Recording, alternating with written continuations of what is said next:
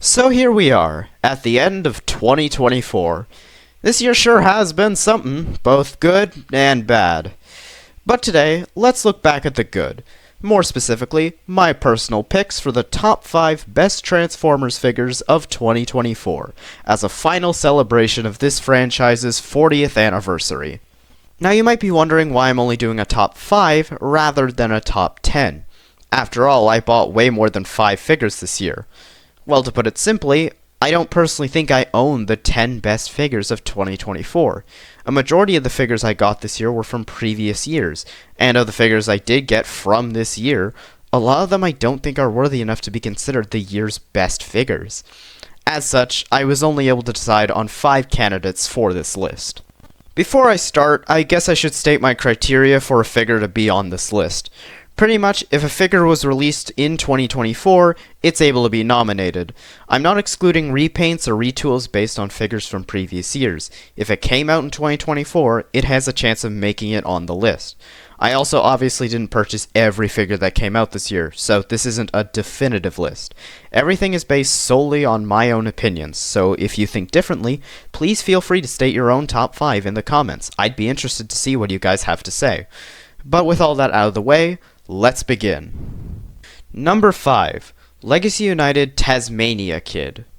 Immediately, we are playing fast and loose on what's considered a figure from 2024, because I actually got this figure in December of 2023, long before any of the well-known toy stealers made videos on him.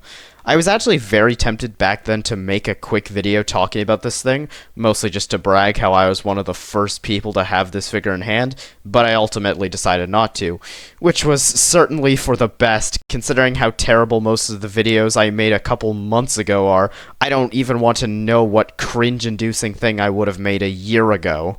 But yeah, I got this thing long before everyone else, which is why it's kinda ironic that now this guy is clogging up store shelves.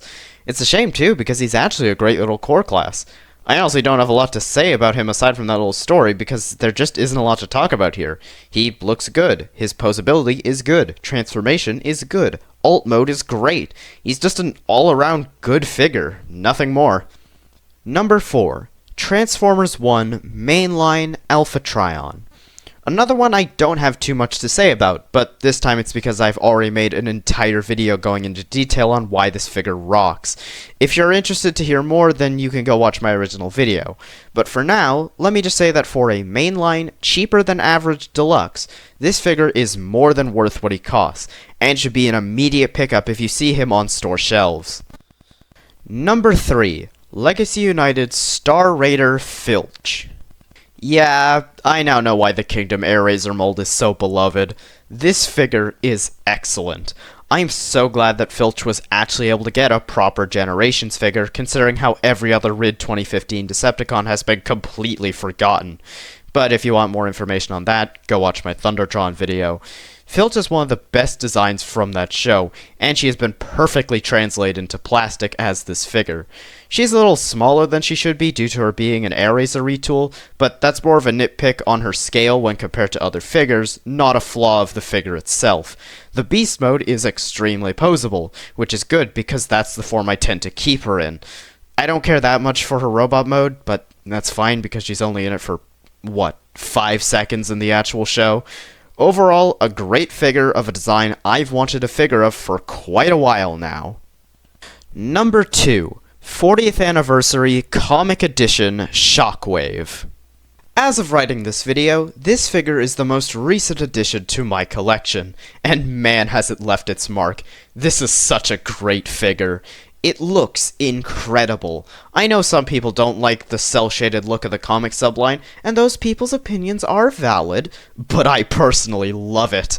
Everything else about this thing is also great. It has a super fun transformation, turning into a perfect recreation of his original blaster. I mean submarine. Yep, that's what he is, a submarine.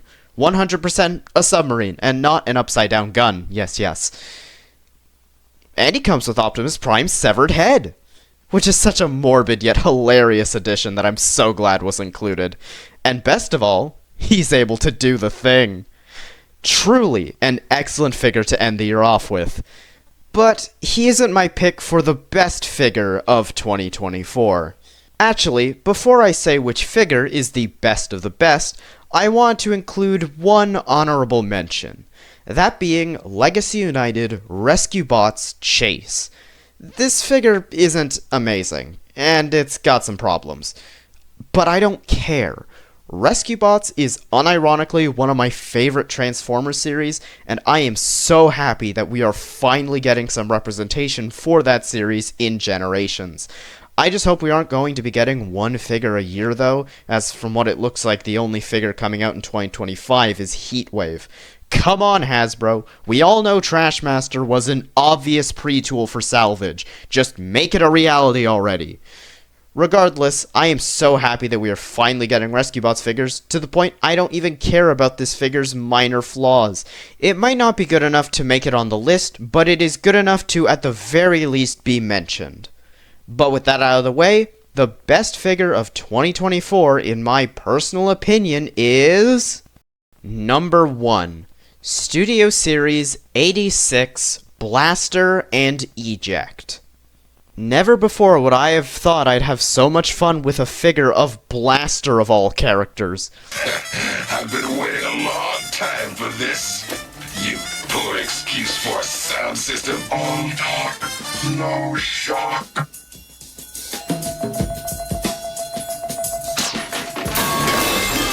Legitimately, I have not stopped messing with this thing since I first got it over half a year ago.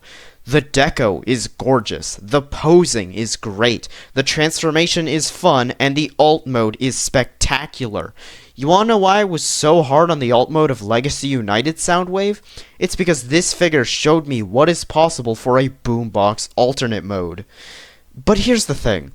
All of the above reasons aren't why this figure is the best of the year. Because this figure alone isn't actually the best. It's the second best. At least in comparison to one other figure I've yet to mention thus far.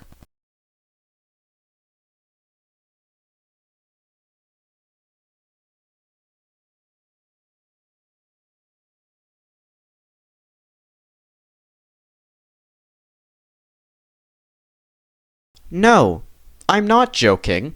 There's a reason why he has been in every single video or community post I have made that involves photography of my collection since starting this channel. Because 86 Eject is my favorite figure I've gotten this year. I don't know what it is about him, but he's just so charismatic. Any pose I put him in is incredible. His transformation is simple, he fits perfectly inside Blaster, and best of all, he's made of opaque plastic. If I had gotten the original Kingdom figure, I'd be too scared to even remove him from Blaster's chest without worrying about him turning to dust.